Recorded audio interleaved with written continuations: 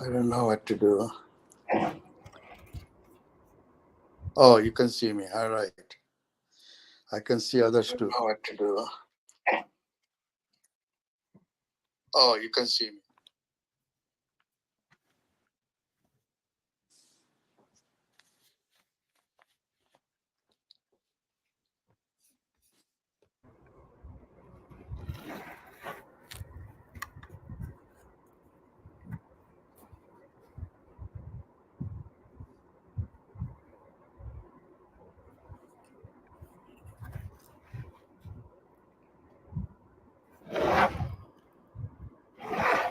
Good morning, good evening, and welcome to the American Indo-Pacific Forum's series of webinars on current and topics of global significance.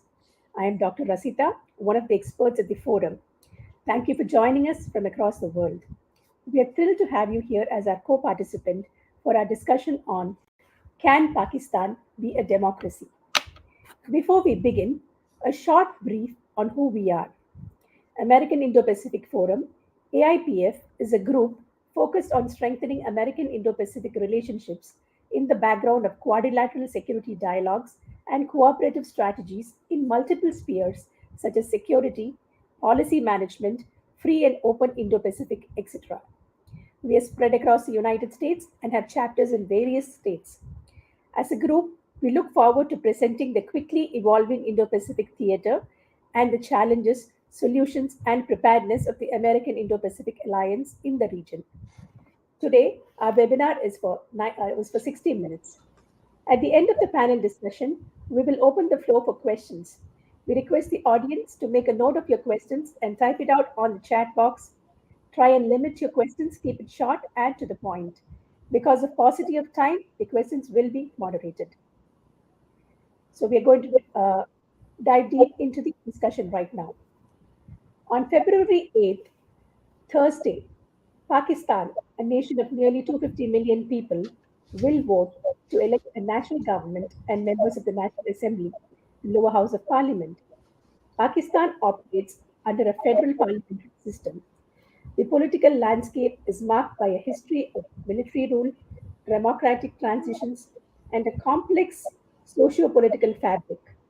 The key players in Pakistan's political scene include political parties, the military establishment, and various societal groups.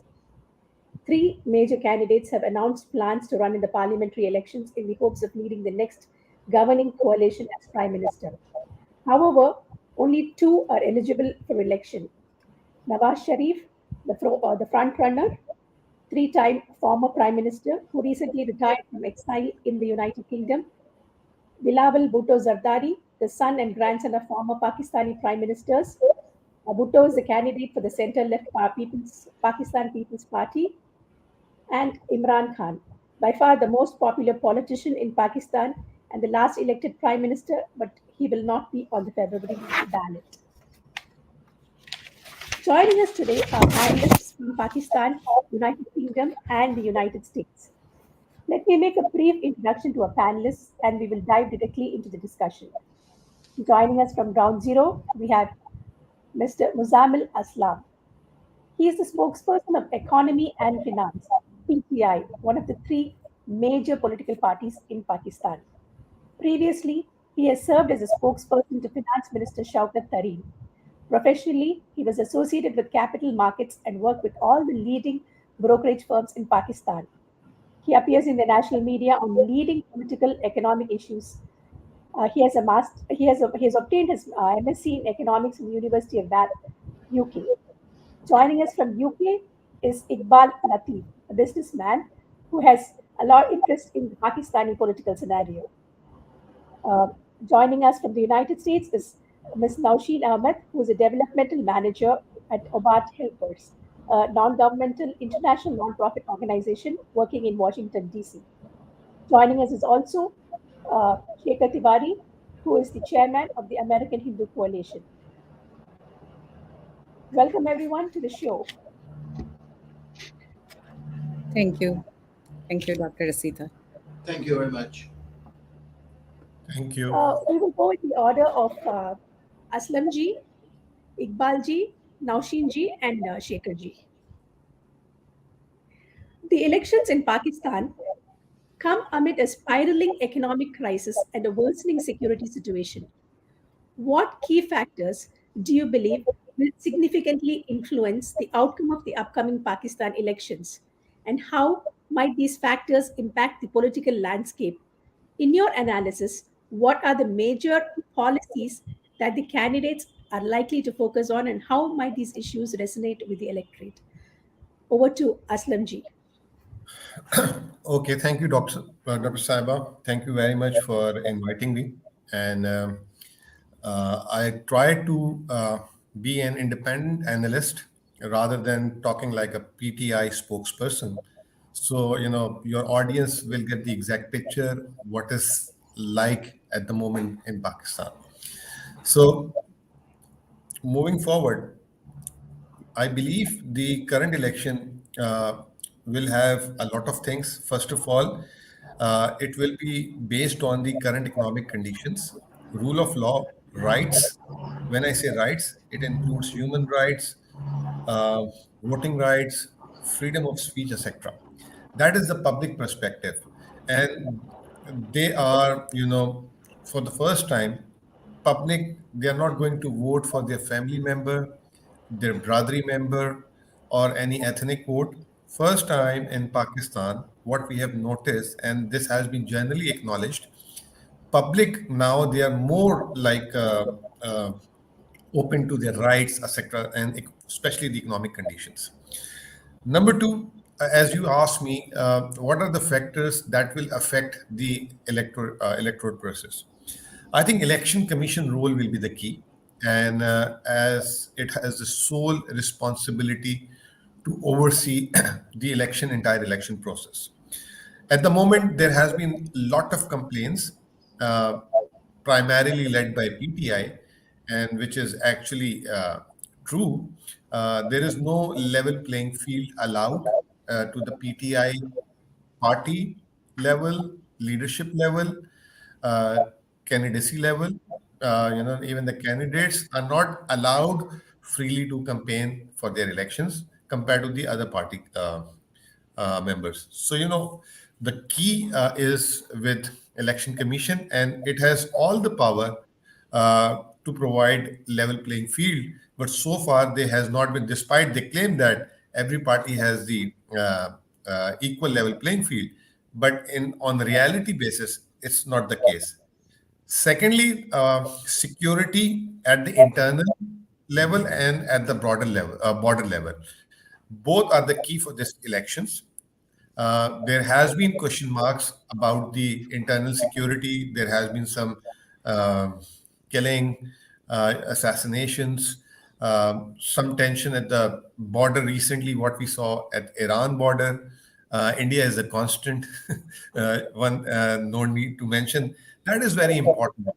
So this will definitely impact the election process, and a lot of people actually have raised the voice, please delay the election until the security situation is satisfactory.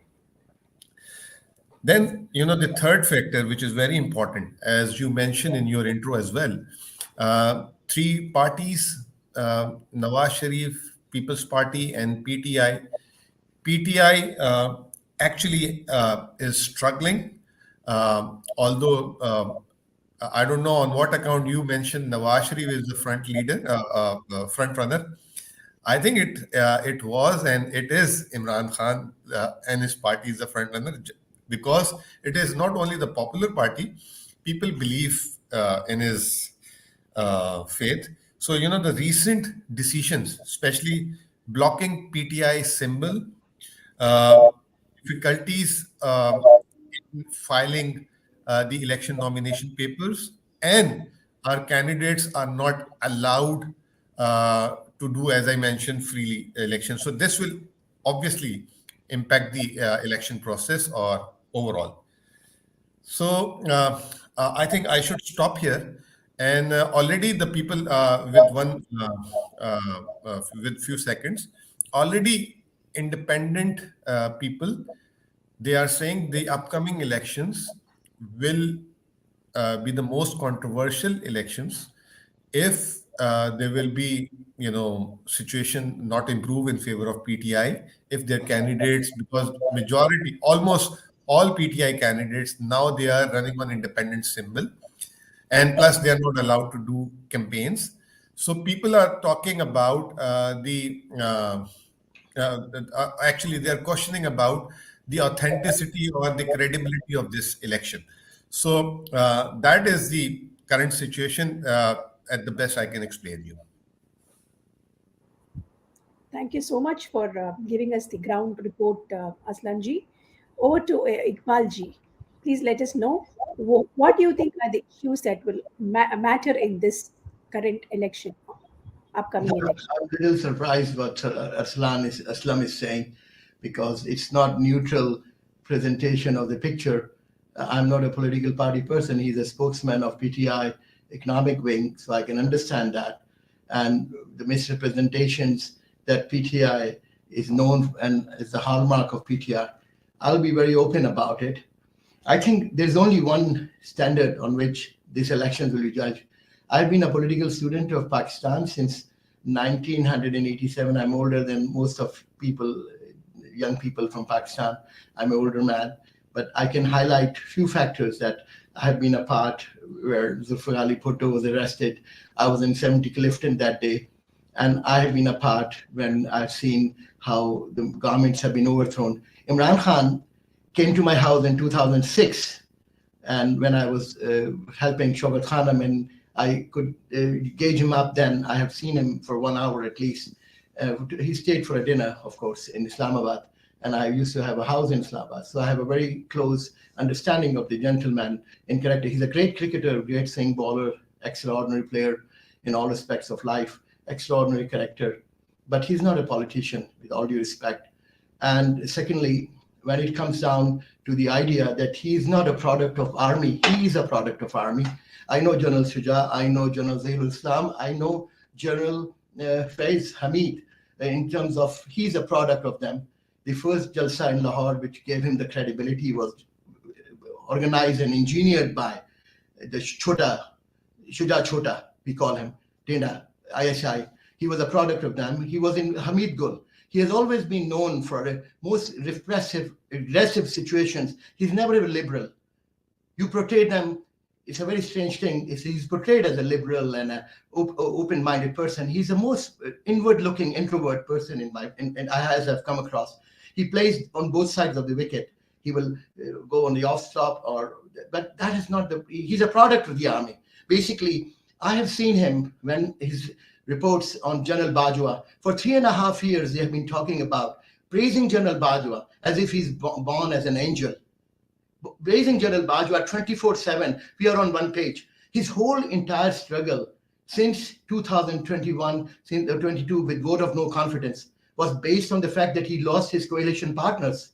He could have easily sat down and do good with his coalition partners. He should not have resigned from the National Assembly like a fool. Why would he resign and leave the National Assembly and come on the streets? His whole struggle was on the streets to get General Hamid Faiz Hamid to be the chief of the army staff, to get a cozy person to be like General Bajwa, Faiz Hamid, and keep Saqib Nisar and Bandial and gang of those evil chief justices who have been given him every kind of credibility. With all due respect, I have been there in 2018 elections, what Aslam Saab is saying, and I have great respect for Aslam Saab's views, and we can be friends and disagree. But with all due respect, RTS I was following, RTS was closed down for 3 days. At 7 o'clock in the evening, when the RTS was slowed down by Faiz Hamid, the ISI chief, he closed down 36 seats. The ambassador of a Western country in Paris, I was there in Paris, I work in Paris. He told me, it is basically the ambassador told me that 32 or 36 seats were forged with. But that's not an issue. And who says that, you say 85% people support Pakistan. On Twitter, there are 15 million Pakistanis. On 15 million Pakistanis, there are no more than 2 million people who are active Twitter supporters. Out of those Twitter supporters, those who write is no more than every day is no more than 350,000 people. And that is the entire bots and the entire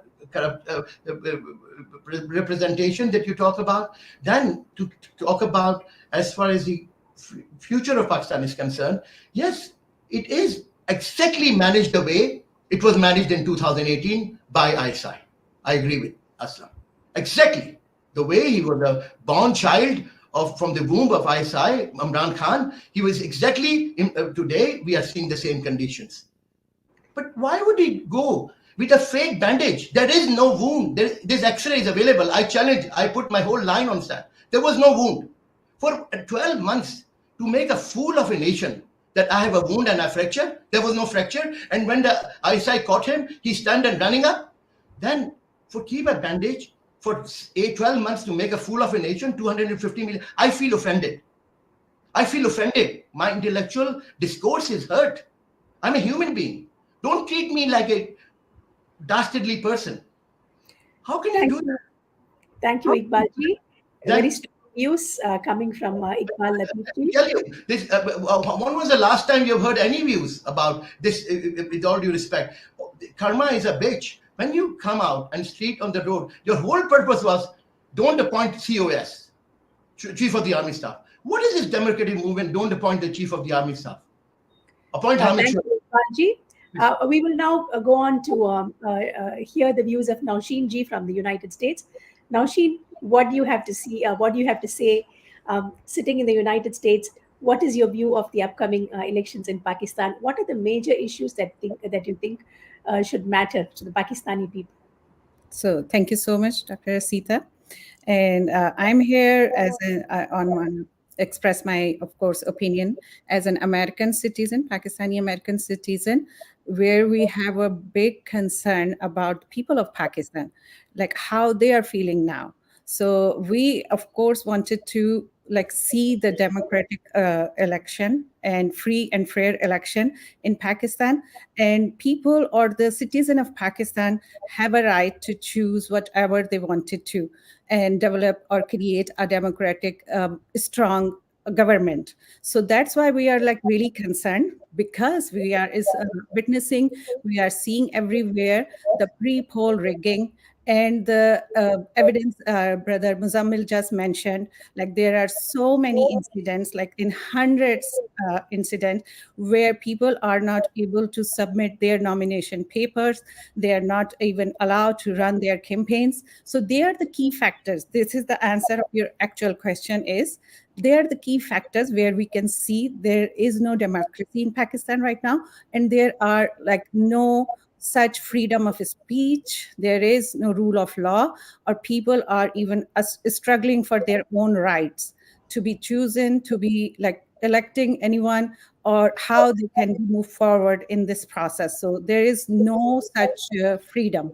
So that's why we are really concerned for upcoming election, how people can definitely see the result they wanted to, because it's not free election.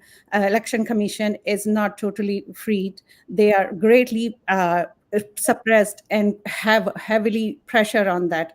Media is controlled as well. So that's why we are really concerned about free and fair election. Thank you so much, Nausheen. Shekharji, as an Indian American, what are your views on the upcoming elections in Pakistan as a neutral observer and as a person of interest in political affairs of South Asia, particularly India and Pakistan? Please let us know your views. You need to unmute yourself, Shekharji.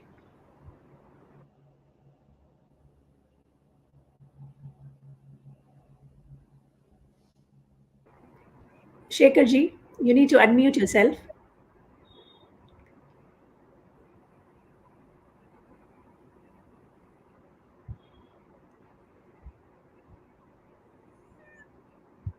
Please unmute yourself, Shekharji.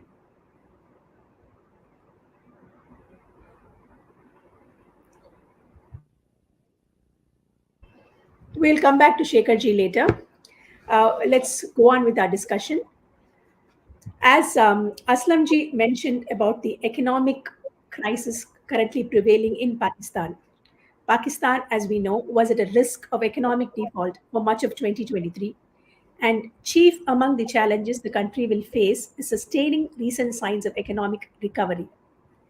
My question to the panelists is: how do you perceive the current state of Pakistan's economy, and what extent do you believe economic factors will influence voters' decisions in the upcoming elections? Aslamji. Okay, ji, thank you very much. I'll try to restrict my views and focus on the question you're going to ask. I will not cross-examine the other commentators' view. That's their right. So I respect their views. So, as I said earlier, this election is going to be very different, and this election will be based not on the ethnic issues or religion issues. This election will be based on the real issues. For example, the economic issue is the one of the upfront issue of Pakistan at the moment. Pakistan is going through one of the worst time of economy in the history of 76 years. If you look at the number just from 22 onwards, we have we face the economic contraction, minus GDP, highest ever inflation in 76 years, about 30%. Uh, our currency have blown up almost 60%. We've seen the devaluation. Interest rates are at all-time high. That has deprived public uh, from their day-to-day needs. The purchasing power of the people have eroded. People are struggling to meet their ends. In fact, because of all this, people have lost the job opportunities, and there is a huge surge in poverty as well as unemployment. So people are very disappointed with the current state of economy. And interestingly, post PTI departure, the political party was there was no single political party. It was a coalition of 13 parties. So, you can say that, it was a national government minus PTI. So all parties, they have delivered this economic deprivation, and people are really angry what has happened in the last 2 years, and they cannot absorb it, which is why things have made very ugly for them and very interesting and very rosy for Imran Khan. People actually, miss him because, he delivered one of the best performance during the COVID time, and that was widely acknowledged globally. He outperformed even the first time in the last 20 years. India, in the COVID year have posted 7% economic contraction, and Pakistan just posted 1%. Our economy came back to normal. One of the quickest economy who came back to normal after COVID. So the thing is, he has actually outperformed in his last 2 years. First time Pakistan saw 6% GDP for consistent 2 years in the last 17 years. So there was a good feel good factor among the people. So that was the main and sole factor. On that, election will be run. And I believe, apart from that, now the things have compounded. People have seen in the last 18 months how, as my sister Nosheen mentioned, people felt more insecure. There is more, instability, political instability is the another reason. And we are still hoping this February 8th election will bring political stability to Pakistan. And I like to quote one very interesting line from one of the foreign investors. We arranged one seminar on white paper on PDM government. So I invited one of the capital market investor from Sweden. So he mentioned very good thing. He said Pakistan is living in unknown, and they don't know when the election is going to happen. It was like 7, 8 months ago. And because of this, there will be a halt of economic and political decisions. But let me admit one thing. Post PDM departure, the day caretaker government came in, actually the bleeding has stopped, but it has not recovered, but the bleeding has stopped. So they have delivered on, rupee stability and some key decisions like passing on the higher electricity prices, which was the need of the day demanded by IMF, a sector. So they have done something good and they have made life little bit easier for the upcoming government. But the problem is, if we are going to get PDM like government after 8 February, we may not see radical reforms. So it is an economic driven election, and people will vote on the basis of economy. Iqbalji, do you think it is an economic driven election? Yeah, it is very much economic debate. I agree with Aslam Saab. He has his own views, which is very respectful. But I disagree with him every single word he says, because unfortunately, he is hoodwinking a PTI famous film. That is basically in 2018, Pakistan stock market, when Imran Khan came, was $112 billion. I'm a player in Pakistan stock market. $112 billion of market cap. You can check the numbers. I'm talking with the numbers with Pakistan Economic Survey. Pakistan development budget was around 2017-18 budget was 1.5 trillion rupees. Pakistan, Imran Khan came on three things. This was his famous Murad Saeed and Imran Khan, two of them, and others. They said there is 2 billion rupees a month corruption. 2 million man, and I'll bring back $200 billion lying in IMF. Both of them were absolute bullshit lies. There was no 12 billion rupees of per month corruption. The point is this: PTI makes their own numbers, they make their own fabrications, and they live in their own daydreaming. And you stop my words, because the point is this: I come across to them exactly with the numbers. The point was, from $112 billion market, he came up that this country is a chore country. His whole thing was, I'm the clean one, and everybody else is a thief. From 112 billion, with Pakistan joining Morgan Stanley Emerging Market Index, $112 billion. Today, the market cap is in Imran Khan 2018, 2019. You can see the graph. 2020 market cap was $45 billion. That was the biggest wealth destruction in the history of Pakistan that have ever happened. The market cap, because flight of capital took place. When he came in, he said that everyone is a thief. I'm going to come up and stop 12 billion rupees per month corruption. This is on record, on speed. Now, 12 billion rupees a month or a day corruption is equal to more than the budget that Pakistan had. Then he said there were 200 billion rupees of money. And when he was asked that what is the source of all these numbers that you're giving, this was his economic policies. But the point is this, and he told, oh, I heard it from somebody, Ishaq Dar. How you will believe Ishaq Dar, what he's telling in the National Assembly? Why didn't I know from Credit Suisse Wealth Report that Pakistan has $2.5 billion totally in 2018? Pakistanis are not rich. There was not $200 billion lying anywhere there. And he said, Imran Khan aayegi, 200 billion laegi. This is Murad Saeed, his famous stalwart, the man who ran all the things. Then come back to the nice. How they raped this country.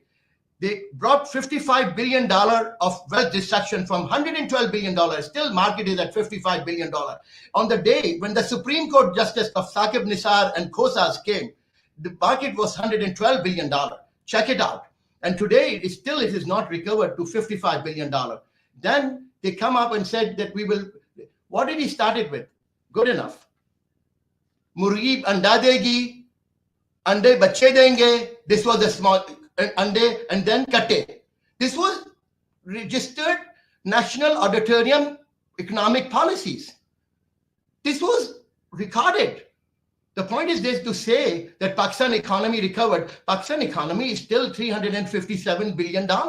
It was $357 billion at PPA, on a PPP, it was $1.1 trillion back in 2018 or 17. I'm a student of economy. This is my work. I work inside out. The numbers they present are so lousy and so irrelevant that I don't. Let me tell you that basically Pakistan has gone back 5 years. Then on other day, when I talked about, you stopped me. The point is very simple. Proprietary is very important in life.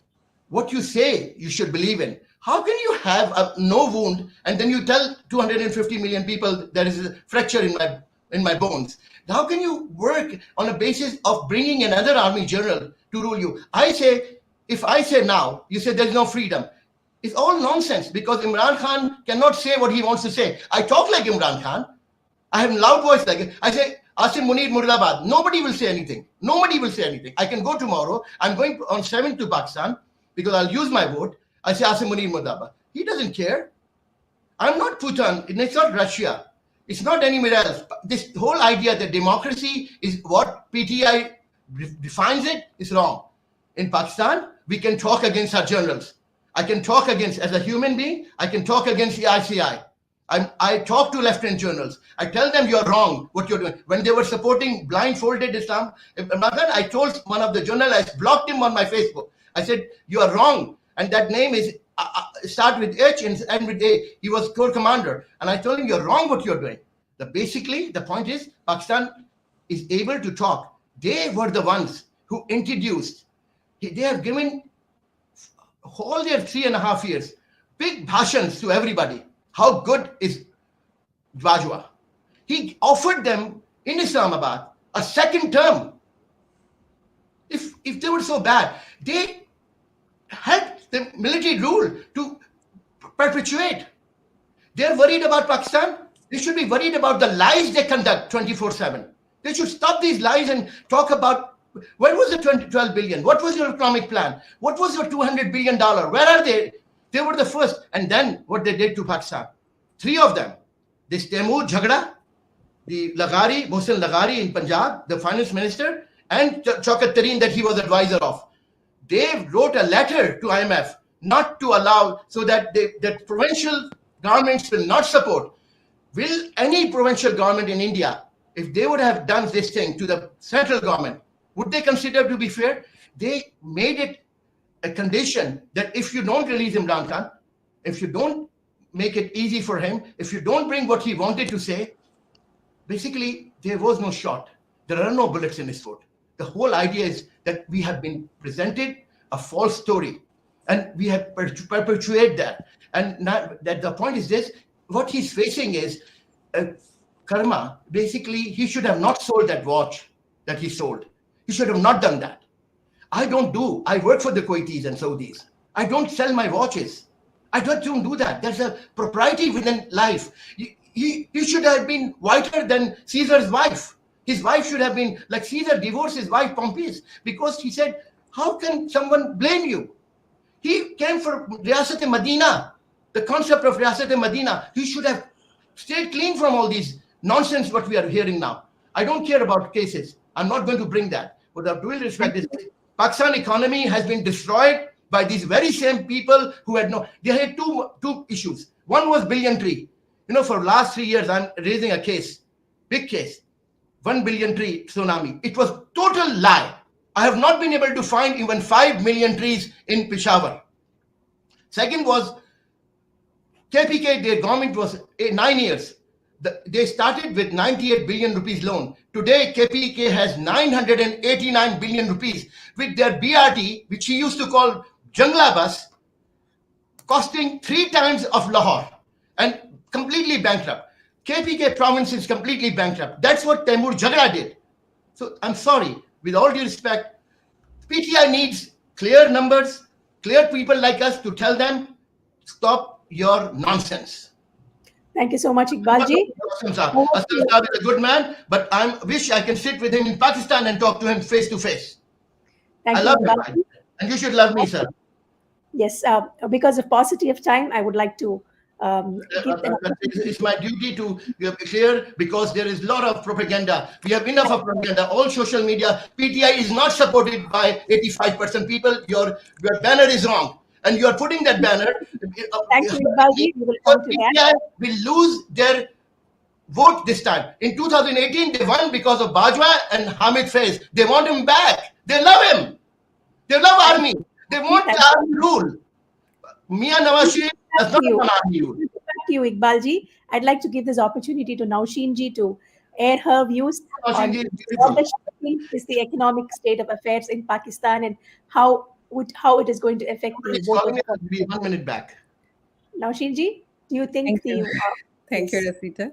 And yes, I may not agree with Brother Iqbal, but of course, everyone has an opinion and they have their own, of course, freedom of speech. But here we are actually sitting or expressing the issue, what's going on exactly like right now in Pakistan. So that's why we are like really concerned. Yes, it's an economical driven election because it's really going to affect whoever will be forming the next government. They will be facing a lot of challenges in terms of economic and security and also stability. So we need to definitely focus on like what's going on right now and how they can become a stronger political government. And in my opinion, of course, we need to see the solution. So any of the political party who will be forming the government in after the next election will face that challenge. So they all need to sit together and find the solution and work for betterment of Pakistan, not just for their party. They should not go for their ego issue. No, they all need to sit together and find the solution for the economy and for the security and for the stability in the country. So we can definitely invite our foreign investors. If economy was like really good, like Brother Iqbal just mentioned, in last 16 months, so nobody was leaving the country. Here we have a huge number, can be told by anyone in Pakistan, because of the economic situation, our business community is leaving from the Pakistan, and so much good talent already left Pakistan. There's millions of people are leaving. So yes, there is a really key point to be focused, what is the good thing for Pakistan, why we need to sit together, why we need a strong political government. That's why we are here, to raise this point, because we need a democratic government, a strong democratic government who can address these issues, like how we can strengthen our economy, how we can become a more fame in the or outside or foreign countries, become a trade or bring their attention or their investors into our country. So yes, we need to focus on these issues, not just blaming or just raise the personal allegation and stuff like that. So I believe there's going to be like old tactics just to divert the attention of people of Pakistan. But we need to respect of the opinion of the citizen of Pakistan. No matter who they are supporting, they need or they have a right to form a government, and then they need to definitely focus on economic and the other stability in Pakistan. Thank you, Naushin ji. Shekhar ji, as a neutral observer and a keen observer of Pakistan politics, do you think the economic crisis would be a major factor in the people's decision in this upcoming elections?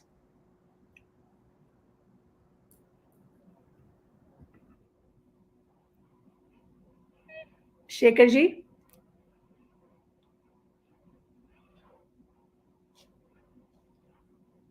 You need to unmute, Shekhar ji. Shekhar ji, you can unmute your mic and you can respond.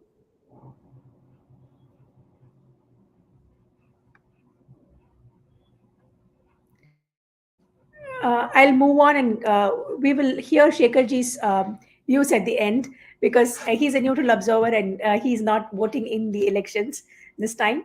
So yes, we'll come back to him. Let's head to the next discussion.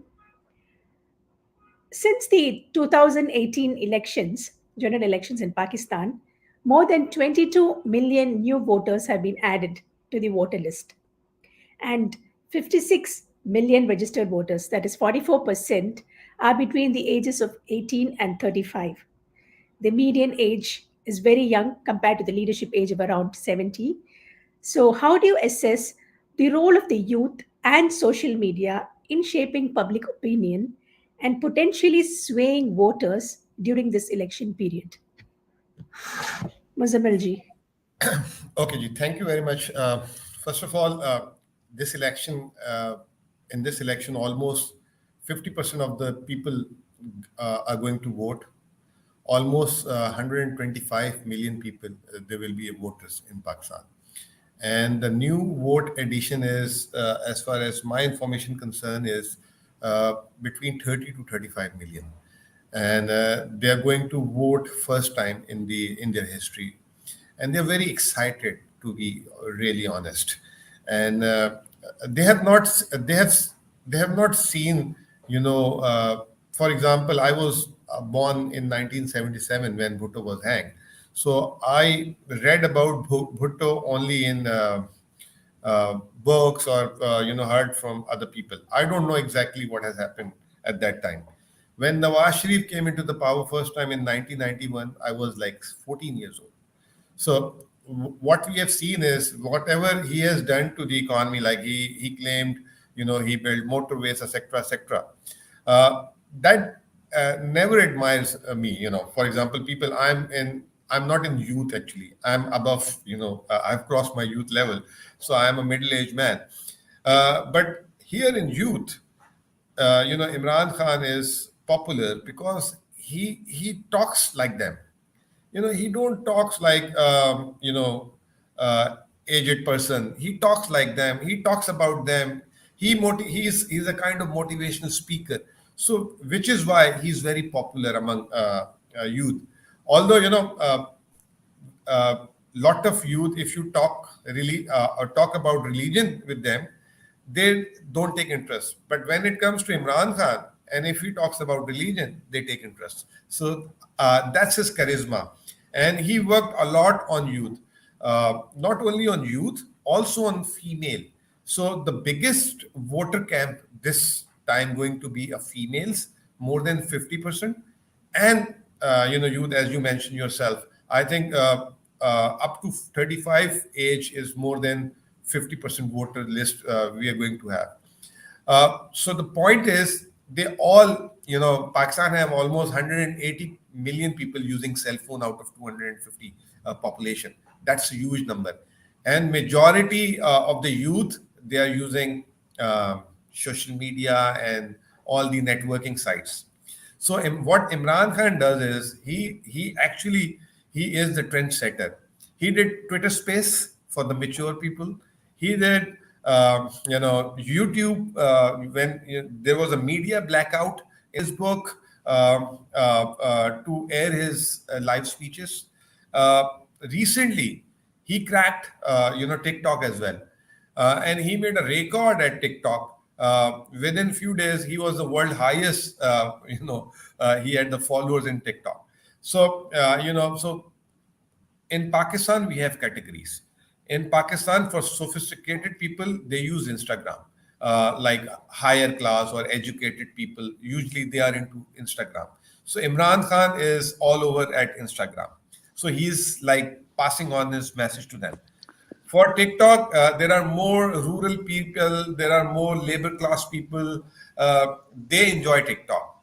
So Imran Khan is all over TikTok, and he did one last week. Our party, in his absence, we did TikTok convention as well.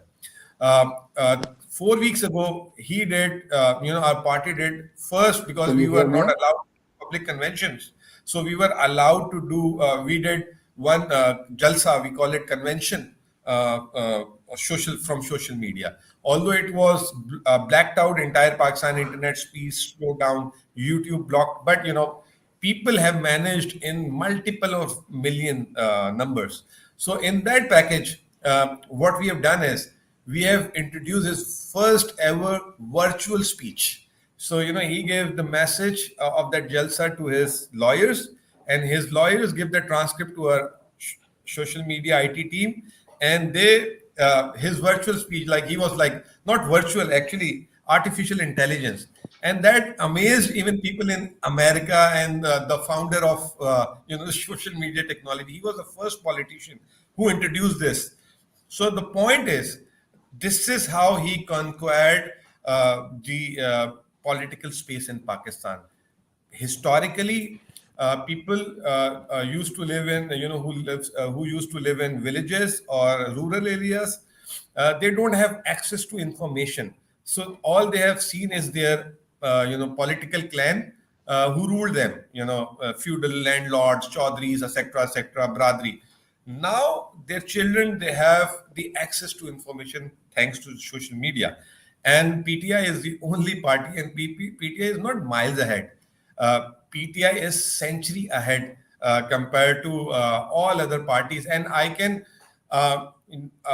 without any doubt, says that there is even no regional, like for example in India or any other country, in Asia, have that much presence as far as political party which Imran Khan is enjoying at the moment. You can just look at his one Economist article, that has been read, by more than 50 million people. And that is just through social media. And this is economists claim that, the highest ever, viewership, they've got 100,000 for their articles.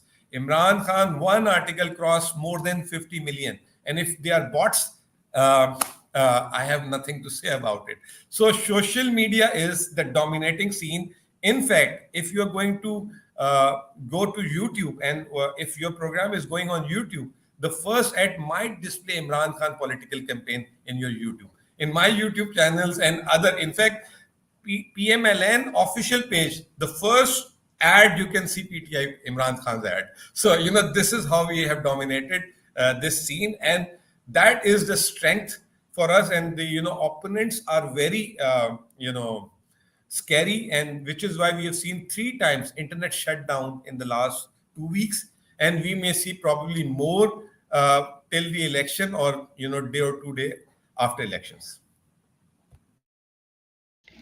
Thank you, Aslam ji. Iqbal Latif ji, what do you think is the role of social media in this current election?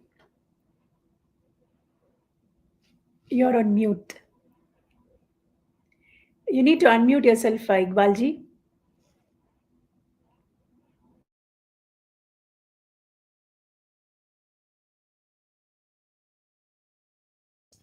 I like Aslam Saab, and I enjoy his optimism to no bounds. And thank you very much, Aslam Saab, for being so nice and polite and giving a, there's no doubt about it. PTI is not a light year ahead of everybody else in the town. They know how, they are effectively Goebbels. You speak lie and you multiply it and you multiply it and you keep saying until it becomes truth. That's the bottom line. They will take the body. So basically, I agree with them. They are totally dominate the social media. And I agree with that. But social media and bots do not vote, unfortunately. But I also agree that the consciousness that PTI people like Muhammad Aslam Saab has brought to the total intellectual caliber of Pakistan is extraordinary. And I salute them for that, because it is the ability of these young people who were born in 1970, 77, when I was sitting in 78 in 70 Clifton as a young boy at 18 years old in the Zukali Puttu had just come from Kent. So I just recall the memories. So these guys have really going to be the change in the future. We people will go away. But I accept the point that I cannot doubt the fact that social media presence has made a complete kind of re-education of masses, and it has opened up new dialogue. And if we can continue with the new dialogue in the sense that like such an open discussion, that will help our nation a lot. But this is also a sign of one thing very clearly, that sign of expression that young people have come to know that, listen, we have to play a role. And Aslam is very right when he says that this young people will define, this is not about ethnic, or it's going to be what is there for me in this cake. And they're going to question the leadership. So social media has completely changed. But saying that economist article was read by 15 million people, that is a complete exaggeration, because economics article is never read by 50 million people. It is written and sponsored article, and that has made a lot of difference. But somebody who had initial plans of economics so little and so minuscule, to write an article in Economist with new plans for 2024 is a little bit long and sarcastic for me. But on the other hand, this election I think, will be defined by young people. Will be defined. I totally agree, and will be defined. I will not be surprised if Imran Khan is a future and the PTI is a future, and I will not be surprised that. But I would like them to go and do their professional homework very well. I would like to do that. I would like the social media, instead of, oh, sawat mein wo mar gaya, uski body mar gayi. Half of the time, I am a very honest person. I would like to see them telling the facts and changing the narrative completely on a fact basis, not on something which is not factual. And what happens when social media is used for sinister purposes, it destroys the value of the dialogue. The sanctity of the dialogue has to be kept. I would request Aslam Saab. He comes across as a very decent and extraordinary person. I'd love to call him later of the meeting. But improve your dialogue. Improve so that people like me get impressed that they're making fact. They're telling the truth. But what happens, they're carried away by narrative, which is absolutely false bandage, fake wounds, fake narrative, fake thing. If I wish they would say, listen, we want army support. We want Bajwa like daddy. We want somebody who should put our hand, like we would like to sleep in there, like we used to do for 3.5 years. We want to be on one page with army. Nothing wrong with that. We all listen to that. There is 1,600 hours of one-page story. So what I like to do is, if they are fair and honest with their dialogue, and they come across every day, everybody is wrong and he's right. That's wrong. Sometimes our leader is wrong. Nawaz Sharif has made many mistakes. Zardari is full of mistakes. Who cares? The point is you have to be able to criticize the leader. The lack of our ability not to be able to criticize the messianic Imran Khan is wrong. He has all the imperfections of a man can have. He has a problem with his libidinal controls. He has a problem with his. He was known in the DIM, in Oxford University. Known. He had a third class in Oxford. So what are we talking about here? If you'd ask me, Iqbal, you go and stand and play in Eden Garden Stadium in Calcutta and face Kapil Dev as the opening batsman, I will not be able to do. Politics for Imran Khan is that alien a business. I'm sorry. That's a fact. But social media, they are trying to make him something, a god, which he's not. He's not even a demigod. So I wish, this is an extraordinary party of young people. They have an extraordinary spirit. They have a great vision. I pray from the bottom of my heart that young people of PTI may start reflecting and questioning that, are we telling the truth? People like me will tear them apart. Tear them apart. If I sit in a national dialogue, I refuse to come. This is because of Sadiq I came here. But I refuse to come because people tell me, well, you'll be shot tomorrow. But one is this, I love them. They are my countrymen. We have to work together, and I love them. And I wish one day I can sit down with them and have a proper dialogue with them. Thank you very much. Thank you, Iqbalji. Now, Shinji, I'd like to take your views on how the social media has got the imagination of the younger generation. So what do you think will happen in this election? Thank you, Rasita. Yes, there is a really, must say, a strong tool as a social media where everyone is using to get the information. But at the same time, yes, they can be mislead and misinformed as well. So social media can be like impacting in both way. But I wanted to highlight one issue, like as same issue we are addressing here, like freedom of speech or democratic rights. So when it comes on social media, because most of the people in Pakistan are now using social media for the information, like for true information, because our mainstream media is totally occupied. They are not free to report for on anyone. So that's why people are using or relying more on social media. But the thing is going on when they see, like, of course, now people are more aware and they have now resources and true like tools to know what's going on in real. So they disconnect the internet. They turn down the internet, the whole country. So that's not how it's supposed to be. So that's why we are here. We should respect the opinion of people in Pakistan. They have a right to use internet, to use social media. Even they already got taken off like the symbol of the party. So how they would know like who will be using which sign for their election campaigns? People are not even allowed to run their election campaign, and they have no choices other than social media to use or see the information to go there, like polling stations. So yes, there is a big difference by using social media, and it's going to be like really, I believe so, positive impact on this campaign or in this coming election, because people are more aware now than before, and they will be definitely depending and using the social media tools and resources for their election campaigns. And I believe so, and really hopeful for our youth and the 20 or maybe 20, more than 20 million people or new voters this year to be part of this election. Going to be big change for this election result, hopefully. Thank you for raising your concerns, Naushinji. Uh, we are reaching the 60-minute alert. So I'd like to take two audience questions. We have a question from Dr. Adityan G to the panelists. Is the PML the King's Party this time? Aslam Ji, Latif Ji, and Nashin Ji, if you can Okay. answer. What is your opinion? What is the King's Party? King's Party is actually the party which has the support from institutions or establishments. Usually we call it that. I think, as I said, doesn't matter, who is the King Party or who's not the King Party. As long as the election will be free and fair, this phenomena of King's Party will be blown away. So that is again the old-fashioned thing, and that will not work in 2024.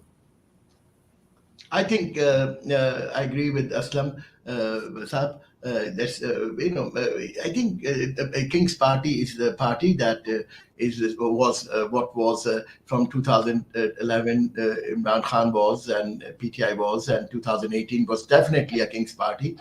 Not in that context up till now. I'm seeing a subtle support, but not in the context that I've seen in 2018 and the way Shuja Chota and Zail Muchad was supporting Imran Khan. They would not listen. They would come here and they would fight with me. I would tell him, who are you supporting? He's going to bite you like tomorrow is no one's business. So not that level. That those cold commanders, I don't see. I meet them and they don't see. They used to fight with me. That guy, one with the Takla, Lieutenant General, he would fight with me all the time. I said, Baba, you're doing a wrong deal. He will go and bite your ass so hard that you'll not even believe it. This man has always been against the army. But anyway, at the end of the day, not that kind of support. I agree. But, Iran would like to come only with the army support. He's looking for a deal. He's still every day. That's the beauty of it. That's what I find very strange. That all the time, what Khan Sahib is looking is, कि यार कोई deal हो जाए. But I don't understand this. But I want to tell you one thing, that there will be a peace between India and Pakistan very soon. I tell you, I forecast. There will be a very big connectivity on ambassadorial level. Saudis and UAE and China, and there will be a peace between India and Pakistan. I can tell you that within 12 months. You will not be surprised. I'm forecasting you that Mr. Modi will be traveling to Pakistan. You will not be surprised within 12 months. He had never received a single call from Imran Khan. That is the kind of change Pakistan is going to see, and everything else doesn't work. The geostrategic situation is going to change. In my personal opinion, Pakistan has no other choice but this to have peace with this southern border and on its western border, on its northern borders. And I think we have a very good discussion. I'm grateful to Dr. Noshin. I'm grateful to Aslam to be a part of this. And I'm really, very, very thankful that they patiently listened to me. Thank you very much. Naushin Ji, what do you think? Definitely, I think about this. Like, it's not going to be King Party, PMLN, because they're being supported by establishment, military, or the other institutional. No, only party can be called King who got support from the people of Pakistan. So they're supposed to be called King, not because of the other power they got backed up or support as a their party. So no, not they're not the king of Pakistan, or the PML is a political party. We could say no. Only party have a right, no matter where they are. So who they are, of course, they have a right to become called king, or a stronger party in Pakistan. So definitely, my view on this, like, yeah, people are the one who has ultimate power after God.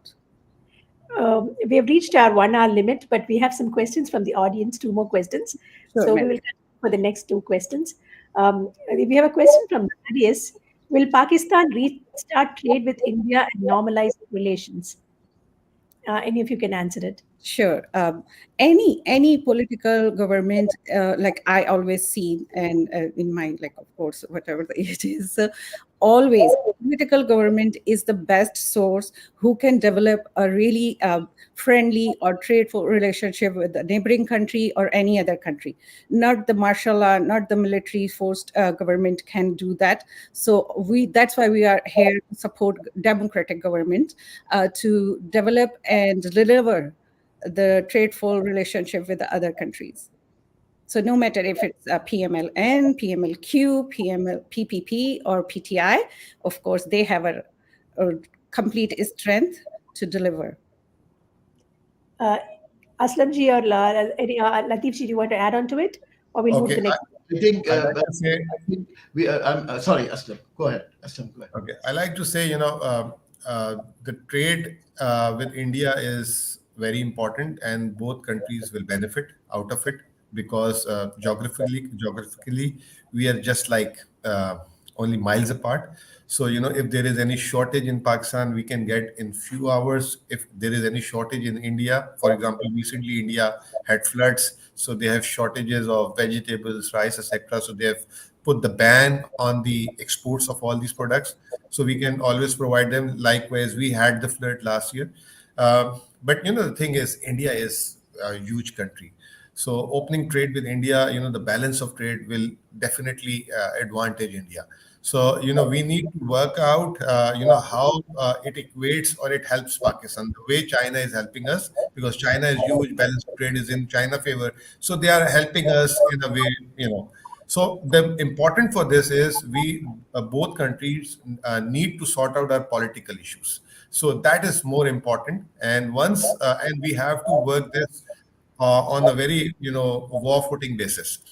We cannot, it's already 76 years now. We have to set aside our issue. We have to get back to the dialogue thing. We have to resume the sports. CBS, confidence building measures, we need to start as soon as possible. And I know for sure, sometimes, if both countries wanted to develop something, there is third party who distracted. So we need to identify who are the third parties who are distracting it. And we need to live a very peaceful level, and that will eventually help us in trade and etc.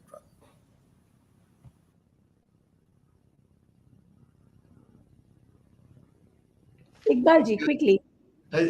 Basically, in my personal opinion, I don't think there is any conspiracy theory behind it. I was lucky, one of those lucky people that I was in 1999 at Wagah border. I received Vajpayee Saab.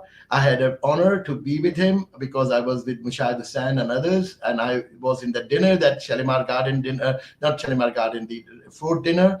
And in that dinner, I remember how the political parties in Pakistan were demonstrating, and we lost 25 years, with all due respect. Peace with India was lost because of that occasion when Kargil happened. And we went and did something very wrong in Kargil, and we accepted that. And with all due respect, we went behind it. And that was the occasion, 25 years. I will tell you honestly, there is no way. We are not a equal partner, but we are a brother. Umbilical cord connects the two countries. This is Bharat. the origin, the heart of Bharat is the north of Pakistan. The heart of Bhagavad Gita, where it was revealed, is a Hijaz. We are the Hijaz of Hindustan. So there has to be some kind of an arrangement will have to come. And peace with India is the only way through which Pakistan overnight will go on a different trajectory.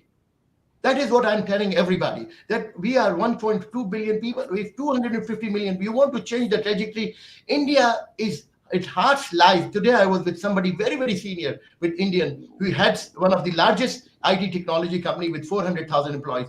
And he was telling me, Iqbal, you're so right. The heart, Bharat, comes from where is the Hindu Kush Mountains and the Murray area, and you come down to Jhelum.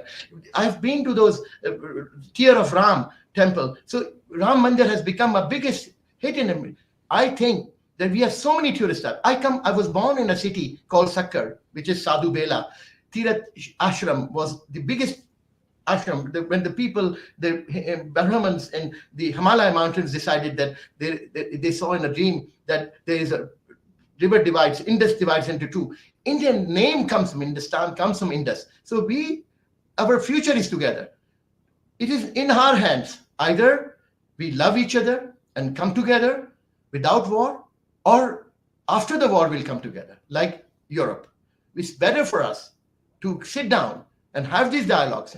And instead of having pre-Pakistani, inter-Pakistani dialogues, I will always encourage you as AIFP that you should bring Aslam, me, Noshin and all to have a dialogue with Indian people, because we can make the bridges.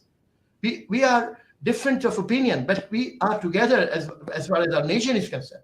We love each other, we love you. And that is a consensus all across Pakistan. We love Indian culture, we love Indian music, we love Indian speeches, we love everything what is happening in India. What we want is that little issues can be resolved, and we move on to absolute place.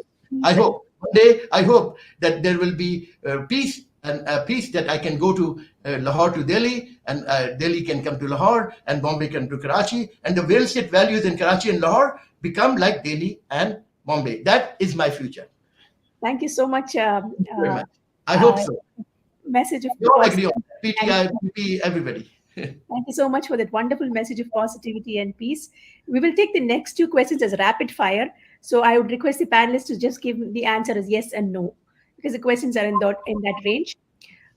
We have a question from Arsalan Zia. Will PMNL be able to address the economic challenges? Yes or no? Yes. What do you think? Who will be forming the government? Yes, there will be a huge challenge. Okay. Aslamji? I doubt it. No. Okay. Iqbalji? Pakistan economic problems are not overnight solutions. We have missed the bus, unfortunately, for the last 76 years. So it's not a fault of one nation and one leader. We have tried our best, but I hope that we are going the right track. The dialogue, we will, I think we will partially, but we hope that with peace that I see, I have a feeling that there'll be a peace. I have a feeling that there'll be a new chapter. I know from one side very clearly, because Modi ji has called 3 times to one of the leaders in last 3 months. I know this personally. And that is something that he has not received a call from other leader once. So that is, I'm banking on it too much. I've given you a big secret, but I tell you that you will be surprised. And all of you will tell me in 12 months that Iqbal, you were right. I think we are starting on a new road. We are about to embark on a new journey. I have a feeling like that. Let's see. We will go on to the last question. Will Balochistan vote to PML or PTI? Because Balochistan has a very strong Baloch population. There is a 20% element which is separatist. In Baloch population, 70 to 80% is not indifferent. Then there's a Pakhtun population which is 90% pro-Pakistan. So of course, I think they have their own feudal system. They always come with Sardar feudal system. They are known as Bap party. The Bap is the establishment of Pakistan. They go towards what we tell them. So they are guardian party. So Aslam may tell you better. I think Balochistan is all about electables. and same people, they get elected every time, but in every year they join King's Party, and that is the standard modus operandi. But this time again, it will be tested in 2024. How the people of Balochistan, how the social media has worked for them. So let's see. I'm expecting a change. Can I ask you one thing small? That's last and finish. Let's take amongst three of us a projection of how many seats who will get. Just so that we can go back in a month's time and see. I would like to see Aslam Saab, just how many things seat PTI or PMLN, and because I would like to hear he's on the ground, I'm here in London, I can be wrong. What do you think, Aslam Saab? That's out of curiosity. As an economist, my training is only, talk about the facts. So I don't want to speculate it. But clearly, I can see, if the level playing field will be allowed even after today, PTI is way ahead. Otherwise, I cannot say, in managed election, anything can possible. No, I don't think elections can be managed, God forbid. I don't think so. If that's the case, if you feel that, I don't think that anyone can manage. If PTI is way ahead, you will win it. I tell you honestly. I don't doubt the integrity of my EC. I don't doubt integrity of Election Commission. Yes, if that's the case, if they are ahead, I have my feeling I am wrong then. That I don't think that PTI is ahead. That's my problem. My problem is that you're ahead on social media and bots. You get 2 million bots and you show it to the whole world. I think actual on ground, I don't see that. That's the problem. Iqbalji and Nausheen, we'll take this offline because we need to keep in touch. I totally understand. Time limit. So I'd like to bring in Shekharji, who was not able to join us previously to listen to his views, and he has disappeared. Unfortunately, he's not here. So I'd like to because we are on this time crunch. So I'd like to conclude with this concluding remarks with some statistics. Over the past 8 general elections held since 1988, the average voter turnout in Pakistan has been a mere 44%. Does this suggest that the elections in Pakistan are implemented solely to fulfill a constitutional requirement and benefit the political elites? Has personal ambitions overshadowed national interest in Pakistani elections? Can Pakistan expect fair and free elections? Or is Pakistan's military set to again play kingmaker in an election whose outcome will determine how this nuclear armed country grapples with an economic crisis, political upheaval, and escalating terrorism? I will leave you all to ponder on these questions. We at AIPF will be back soon with another interesting panel to follow up on the electoral outcomes. I'd like to thank all our panelists for their interesting and wonderful discussion and insights on the upcoming Pakistani elections. We hope and sincerely wish that the people of Pakistan will be able to elect a government which is stable in the upcoming elections. We wish you all the very best. Thank you all for joining us and have a great weekend. Thank you very much, Siva Kumar. Thank you. Dr. Rasita ji, you did a wonderful job as a moderator. It was never easy to moderate such a very passionate panel. And Iqbal ji, lots of things to learn from what you said. And Aslam ji and Nausheen ji, again, very passionate and professional debate. Aapka request humne note down kar liya hai. We will soon have an India panel and Pakistan panel together. We should be more passionate. Zarur karenge hum log. Thank you so much and have a great day.